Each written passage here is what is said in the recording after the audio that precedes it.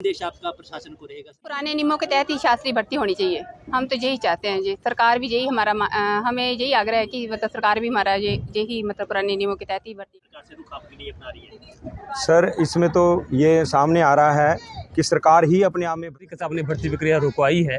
उस तरीके से जो आगे जो भर्ती प्रक्रिया चले तो वो पुराने नियमों से ही शास्त्री की भर्ती हो, हमारा ये है।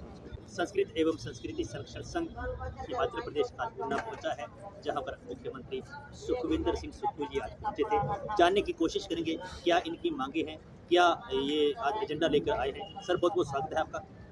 जी, धन्यवाद सर। पहले तो अपने जी परिचय दिए और अपने संघ का परिचय दिए। मैं अरुण शर्मा, संस्कृत एवं संस्कृति संरक्षण संघ सदस्य। और सर्वप्रथम मैं आप सबका धन्यवाद करता हूं कि आपने हमारे लिए समय दिया, मीडिया बंधुओं का सबका। और हमारा यहाँ आने का सिर्फ एक ही उद्देश्य था कि जिस प्रकार आपको पता है, मीडिया माध्यम को पता रहेगा कि हमारे गत दिनों में जो शास्त्री भर्ती प्रक्रिया थी उसमें कुछ नए नियम थोप दिए गए थे। और नए नियमों के लिए हम सीएम सुखविंदर सुक्खू जी से मिले भी थे और उन्होंने आश्वस्त भी किया था कि हम इसके विषय को पूरा गहनता से देखेंगे। पर हुआ ये कि जब उनका जैसे स्वास्थ्य खराब हुआ, वो कुछ दिनों से दिल्ली चले गए और एम्स में रहे, तो उसके दौरान जो गतिविधियाँ बीच में हुई तो हमें बिल्कुल सिरे से नकारा गया, किसी ने हमारी बात नहीं सुनी। ये तो हम तहे दिल से धन्यवाद करते हैं कि जैसे 17 और 18 तारीख का पिछले महीने में काउंसलिंग थी, तो 16 को उनका आना हुआ शिमला, और जैसे ही वो आए उन्होंने तुरंत प्रभाव से भर्ती प्रक्रिया को रोक दिया। इसके लिए तो हम तहे दिल से धन्यवाद करते हैं कि उनको रोक दिया। अब जो नए नियम लगे हैं, उन नए नियमों से हानि क्या हो रही थी, क्यों इसका विरोध कर रहे थे हम, तो इसका मेन विषय हमारा ये है कि जब ये BA संस्कृत, MA संस्कृत या BEd की अनिवार्यता कर रहे हैं, पर मुझे ये समझ नहीं आ रहा है हम लोगों को कि जो C&V कैडर में है ये TGT के नियम कैसे लगा सकते हैं, एक चीज़। और उसी टाइम 9 तारीख को बैकलॉग की भर्तियां होती है जो कि पुराने C&V कैडर के नियमों से हो रही है। पर 11 तारीख को नई नोटिफिकेशन आ जाती है कि इसमें BA संस्कृत भी एलिजिबिलिटी रखते हैं, MA संस्कृत एलिजिबल होते हैं और BEd की अनिवार्यता होती है। 2 दिन में कैसे नियम पास आउट हो गए, ये ही समझ नहीं आ रहा है।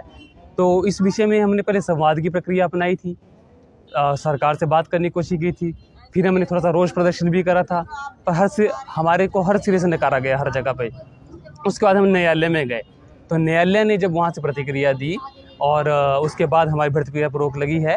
अब सीएम मुख्यमंत्री से हमारा एक ही अब आश है कि जिस तरीके से आपने भर्ती प्रक्रिया रुकवाई है, उस तरीके से जो आगे जो भर्ती प्रक्रिया चले तो वो पुराने नियमों से ही शास्त्री की भर्ती हो, हमारा ये है। सर, संस्कृत और संस्कृति जी दोनों ही फिर गुरुकुल बंद हुए, फिर संस्कृत महाविद्यालय रहे, और उनमें शास्त्रों का जो अध्ययन था वैदिक विधि से कराया जाता था, वो इस तरीके से सरासर प्रभावित हो रहा है।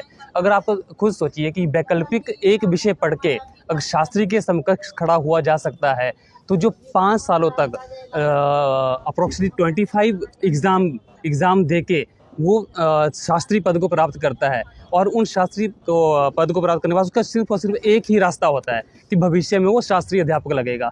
अब उसमें भी अगर वैकल्पिक विषय पढ़ने वाले BA MA वाले एक वैकल्पिक विषय भी हिंदी मीडियम में पढ़ेंगे तो वो हमारे समकक्ष खड़े हो जाएंगे। तो जब हमारी आने वाली जो जनरेशन है वो किस तरीके से, आप देखिए कि वो शास्त्री करने क्यों जाएगी, क्योंकि BA के साथ उसको 10 ऑप्शन और है, वो बैंकिंग में जा सकता है, क्लरिकल में जा सकता है, किसी और फील्ड में जा सकता है। शास्त्री के पास एक ही मेन वो है कि वो शास्त्री अध्यापक बनेगा आगे जाके। अगर उसको भी उससे छीन लिया जाएगा तो संस्कृत महाविद्यालय हमारे बंद हो जाएंगे, और संस्कृत महाविद्यालय बंद है, शास्त्रों का अध्ययन बंद है, और संस्कृत बिल्कुल बंद हो जाएगा। कौन से बैच से आपका ये मामला अटका हुआ है? ये जो मामला है, ये आप देखो 2011 में सबसे पहले NCT की गाइडलाइन का हवाला दिया सरकार ने हमें, और 2011 से लेके 2023 तक जो नियम चलते आ रहे थे, उसमें नियम ये था कि शास्त्री का जो था वो 50% होना चाहिए, आपका मार्क जो होना चाहिए, और टेट क्लियर होना चाहिए, बस ये ही नियम थे और ये चलते आ रहे थे। पर ये आनंद फानंद में 2 दिन में नियम चेंज हो गए। 9 तारीख को बैकलॉग की जो होती है भर्तियाँ वो पुराने नियमों से होती है, और 11 तारीख को जो अनाउंस होती है उसके नए नियम हो जाते हैं। तो हमें तो यही समझना था इसको सरकार की मंशा क्या है इसमें। और अब हम न्यायालय गए हैं, अब हमें न्यायालय से पहले हमें मुख्यमंत्री से ये आस है कि हमें न्यायालय दोबारा जाना ना मिले, जिस तरीके से उन्होंने हमें आश्वस्त किया है। आज भी हम मुख्यमंत्री से मिले, इन्होंने मेरे अच्छे तरीके से हमारी बात सुनी, और उन्हें आश्वस्त किया है कि आपके बारे में विचार किया जा रहा है। तो ये तो मातृशक्ति जिसका सम्मान पूरा भारत करता है, आज मातृशक्ति भी यहाँ पर पहुंची है, क्या कहना चाहते हैं? क्या नाम है आपका जी? अंजना कुमारी। अंजना जी, क्या कहना चाहते हैं आज आप इस मंच हम के तो यही चाहते हैं कि ये मतलब जो भर्तियाँ हैं बहुत पुराने नियमों के तहत ही होनी चाहिए।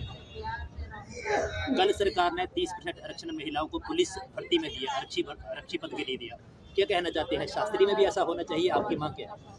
शास्त्री में भी होना चाहिए, हमें पूरा मतलब होना चाहिए लड़कियों के लिए। तो क्या संदेश आपका प्रशासन को रहेगा, सरकार को रहेगा? ये पुराने नियमों के तहत ही शास्त्री भर्ती होनी चाहिए। हम तो यही चाहते हैं जी, सरकार भी यही हमें यही आग्रह है कि मतलब सरकार भी हमारा यही मतलब पुराने नियमों के तहत ही भर्तियाँ करे। और जानने की कोशिश करेंगे। क्या नाम है सर आपका? सर मेरा नाम हेमंत शर्मा है। क्या कहना चाहते हैं? आपको क्या लगता है सरकार किस प्रकार से रुख आपके लिए अपना रही है? सर इसमें तो ये सामने आ रहा है कि सरकार ही अपने आप में भ्रमित है कि एक तरफ तो सरकार, शिक्षा मंत्री जी हमारे बोल रहे हैं कि हम विधानसभा सत्र में टीजीटी पद नाम वापस लेंगे क्योंकि हमारे पास बजट नहीं है, और इन्होंने ये कह रखा था पहले पद लाभ लेते हुए कि हम पद नाम लेंगे, पद लाभ नहीं लेंगे। फिर कोर्ट केस हुआ, वो जीत गए। उसके बाद जो शिक्षा मंत्री जी ने कहा है कि विधानसभा में सबसे पहला हमारा कार्य होगा टीजीटी पद नाम वापस लेना, लेकिन दूसरी तरफ वो एनसीटीई की गाइडलाइन में हमें टीजीटी के रूलों को अपनाने की बात कर रहे हैं। अब वो खुद ही वो नहीं सोच रहे कि एक तरफ हम वापस लेंगे नाम, एक तरफ बोल रहे हैं कि हम टीजीटी की गाइडलाइन के द्वारा भर्ती करेंगे। तो ये दो विरोधाभास हैं। अब या तो उनको समझ में नहीं आ रहा इस बार मैटर के ऊपर, या वो समझना नहीं चाहते कि किस करना क्या चाहते हैं कि एनसीटी के रूलों के तहत भर्ती हो, या फिर उनको टीजीटी पद नाम। जब नाम ही वापस तुम ले लोगे तो ये भर्तियों में बीएड कैपल्स, ये जो भी मुद्दे चल रहे हैं वो अपने आप ही निरस्त हो जाएंगे।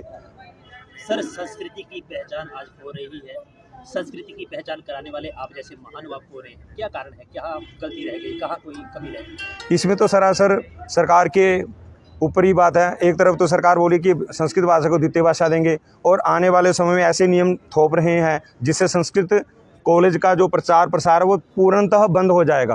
पहले गुरुकुल बंद हुए हैं, अब ये संस्कृत कॉलेज बिल्कुल बंद हो जाएंगे, और ये सारा का सारा श्रेय सरकार की ऊपर जाएगा अगर वो इस पर ध्यान नहीं देंगे। सर दोनों पार्टी की सरकारें आपने देखी, क्या लगता है आपको कौन सी पार्टी बेहतर आपके लिए कार्य कर रही है?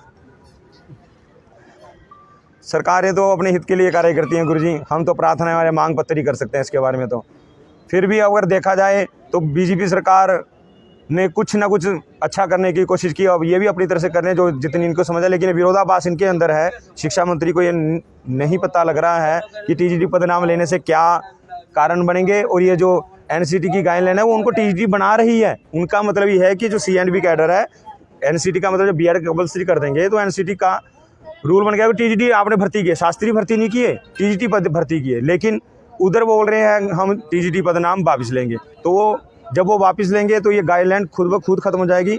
आज हमारे मुख्यमंत्री सुक्खू जी ने भी हमें आश्वासन दिया, लेकिन उनका ये कहना है कि मामला कोर्ट में है, लेकिन वो भी बोल रहे हैं कि एनसीटीई गाइडलाइन के तहत ही भर्ती होगी। उनका कुछ ऐसा आशय हमें लगा उनकी बातों से, लेकिन उन्होंने बोला कि जो भी होगा संस्कृत को हित में रखकर ही हम इसका निवारण करेंगे। आपने हिमाचल सरकार को अपना ज्ञापन दे दिया, अपना संदेश बता दिया, केंद्र की सरकार को क्या संदेश आपका रहेगा? क्योंकि मोदी जी बहुत सनातन को मानते हैं, संस्कृत को भी मानते हैं जी, वो उन्होंने संस्कृत के लिए कार्य भी कर रहे हैं अपनी तरफ से, तो हम उनको भी एक विज्ञापन अपनी संस्कृत और आरक्षण के संघ की ओर से देंगे कि संस्कृत को बचाने के लिए आगे आए, और जो जो उनके द्वारा प्रावधान किया जाए या हमारे द्वारा कुछ सुझाव दिया जाए तो उस पर अमल करें।